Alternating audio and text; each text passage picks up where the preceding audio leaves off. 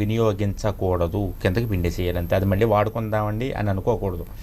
పిండేసిన తర్వాత ఆ దొప్పని ఇలా వెనక్కి తిప్పితే వెనకాల తొట్టిలాగా వస్తుంది నిమ్మకాయ దొప్ప.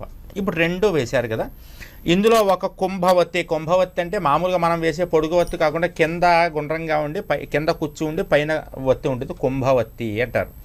ఇందులో ఒకటి 2 వేశారు.